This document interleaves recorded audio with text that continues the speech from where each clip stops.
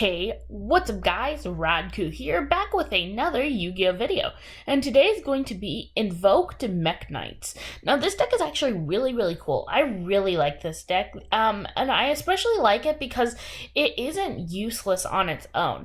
Like, some decks are, like, dependent on the invoked engine to, like, actually fulfill itself, kind of like Pure Dogmatica. But the thing is that Mekk-Knights are a really cool pure deck, but I like the invoked Mekk-Knight deck a bit better just because it's a bit more combo centric. But yeah, without further ado, let's jump right into it. Starting things off, I play 3 copies of Girsu the Orcus Mekk-Knight. This card's actually really good. It gets another World Legacy card in the graveyard, and it gives you a free body on the board. Then you get, this is like your starter card, then you get another token on the field, which can get you into your Mekk-Knight of the Morning Star, which is really good because that sets up another card in a column, which you can abuse to get a nice, good chunk of mileage out of. Then I play 3 copies of Mekk-Knight Blue Sky. This card's actually really good. This card is your searcher of the deck, and since your Mekk-Knight cards can all special summon themselves, it really helps to have an option to just search everything in your deck. And this card's really good. Then I play 3 copies of Mekk-Knight Purple Nightfall. This card, you can target one Mekk-Knight you control, banish it until the standby phase of your next turn, and if you do, add one Mekk-Knight card from your deck to your hand. This is where the magic starts. So if you banish a Mekk-Knight card, since all your Mekk-Knights except for Girsu, which isn't real, it kind of sticks out on the archetype, if you banish, like, another Mekk-Knight monster, you're probably going to have 2 or more cards in a different column, and you're going to have a free special summon. So when you banish that other monster, you open yourself up to special summon another Mekk-Knight card from your hand, and then you can, let's say, here's a combo. Let's say you have Blue Sky and maybe this on the field, and your opponent has like a decent board, like 2 or 3 monsters. So you have Blue Sky on the field, so you special summon Nightfall to another zone. You use Nightfall's effect to banish Blue Sky. Then you can search Indigo. Then use Indigo's effect to move Purple Sky. And then you get a free special summon from your hand of a Mekk-Knight monster. Then you have another Mekk-Knight in your hand with some decent combo potential, which is really good. Then I play 2 copies of Indigo Eclipse. This card's actually really important for the deck because you can move cards to different zones, which is very important in this deck. I play 1 copy of Red Moon. Red Moon's just some generic stuff. You can only special summon it once per turn. Then you can banish 1 Mekk-Knight from your graveyard, then target 1 monster in this card's column, destroy it. It's not very good, but it has some generic disruption. 1 Mekk-Knight Yellow Star. You can banish 1 Mekk-Knight monster from your graveyard, then target a spell and trap card, destroy it. Some generic spot removal.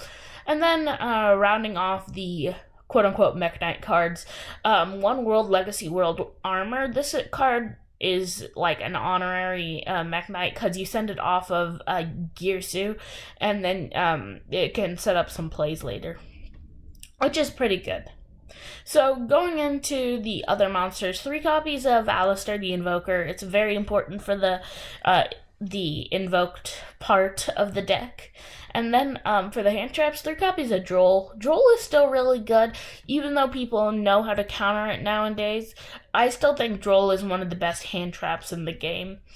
And then 2 copies of Nibiru, because we can beat over that Nibiru token.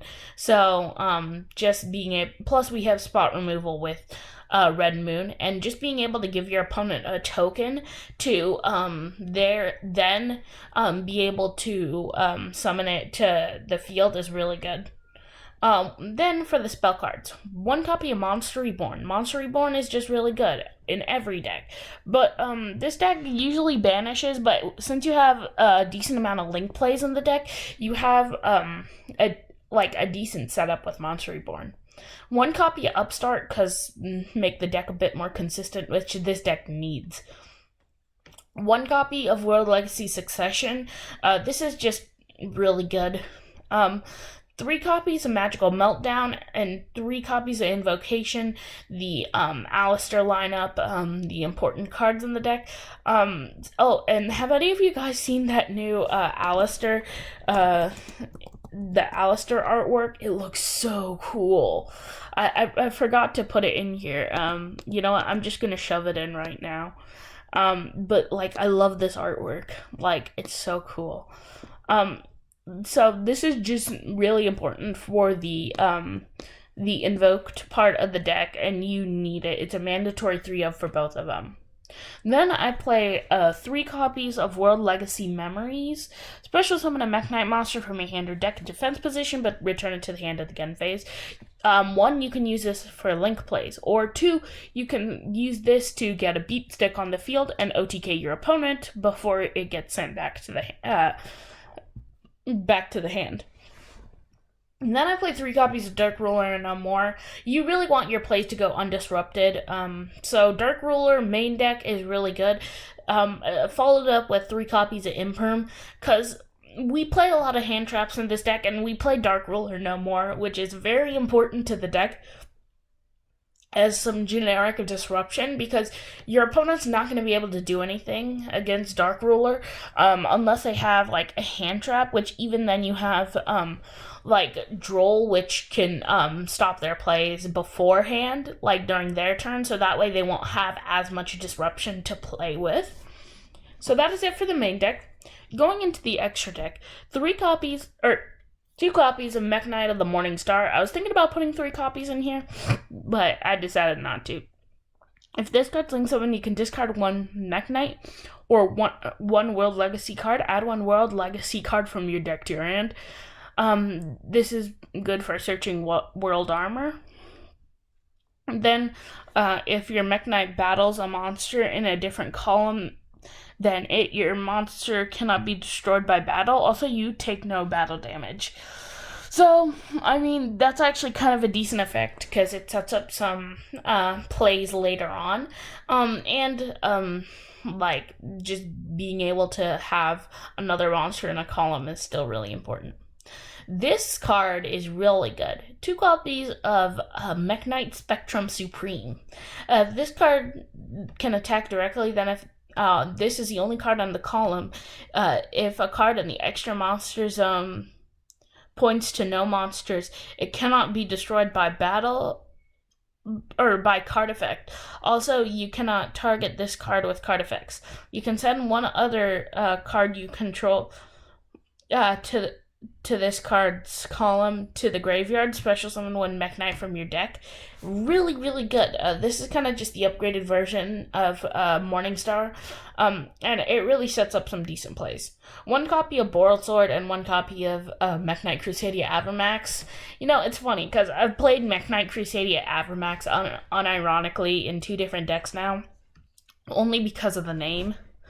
But then I play 1 copy of Alistair the Invoker of Madness. This is really just go into it just so that you can get your other cards on the field. Plus, it can search your invocation. So for the invoked cards, 2 copies of Mekaba. This deck is mostly light monster, so you can make it normally. 1 copy of Caliuga, 1 copy of Raijin, 1 copy of Hakiatus, I don't know. 1 copy of Elysium, really good card though. 1 copy of Purgatrio and 1 copy of this one. So the thing is that I'm actually not 100% sure how invoked is supposed to work. Like, I'm not sure if you're supposed to side deck half the invoked cards just to switch them out and then just max out on Mekaba, or whichever one you want to for this, and then just fill it with random things just so that you can switch it out later depending on what your opponent plays. Please tell me down below what you're supposed to do with the Invoked engine specifically. But yeah, that's pretty much it for the deck. Please like, subscribe, share, comment, let me know what you thought, and let me know if there's anything you would change about the deck. Did you change up the Invoked lineup? Would you change up the the Mekk-Knight lineup? Because there are 2 Mekk-Knights that I left out, but they aren't really important for the deck. But yeah, that's pretty much it, and I'll see you in the next Yu-Gi-Oh video. Peace, guys.